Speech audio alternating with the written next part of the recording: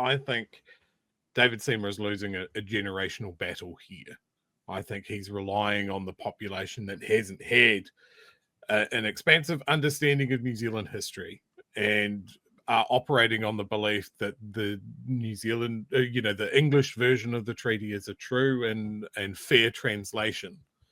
Look, that's a view that I had through ignorance not that long ago. I knew people were ignoring the treaty. I knew that the treatment of Māori historically has not been fair, but I believed that what we had in the English version of the treaty was truly a version. It really took that protest at Te Papa to hammer that home to me that it wasn't. I knew that there were rumblings, but that prompted me to look into it a bit more and listen to people that knew a bit more about it than I did.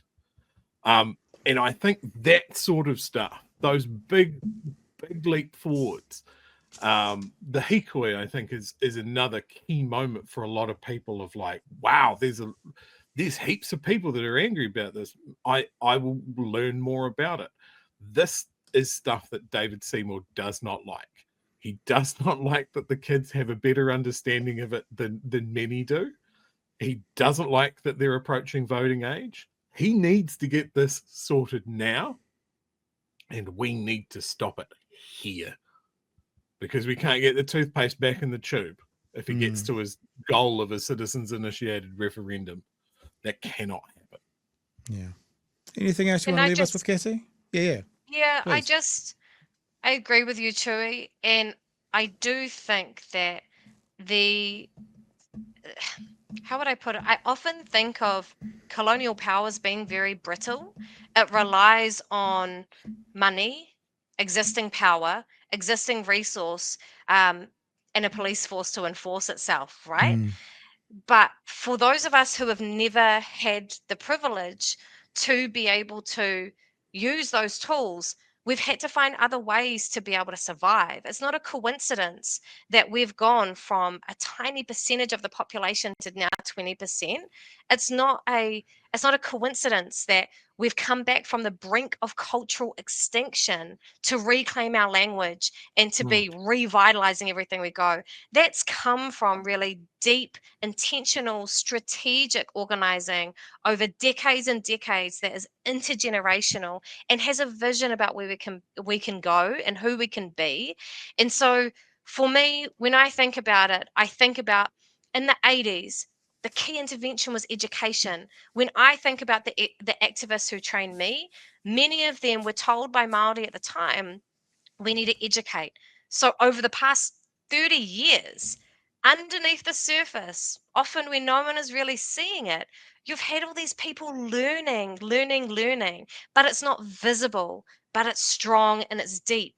You have the younger generation. For me, myself, our iwi set in path a 25-year strategy in Aotearoa, a 25-year strategy that brought back the language from one person speaking it.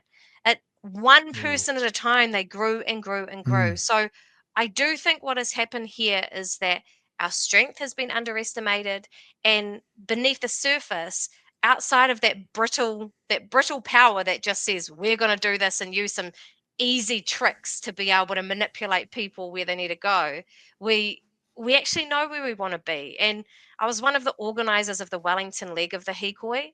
I can definitely say there was 100,000 plus people in Wellington at that time, and there was only one arrest, and that was a counter protester. So we're looking at over 100,000 people gathering. The spirit, the feeling of it was incredible, and we were all gathered in unity, and there were no problems, there were no dramas. And the reason for that is because of the guidance of the local iwi. Their tikanga was based on pari haka tikanga, which was about peace.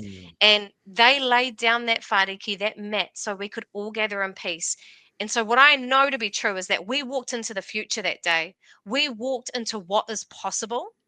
And that could be every day, especially the tino flags in every direction. That could be every day that we have a te tiriti-based future, a te tiriti-based country, and it's something to embrace because it actually makes us all better It even makes us as Māori better when we can remember the values that guided us here from our ancestors.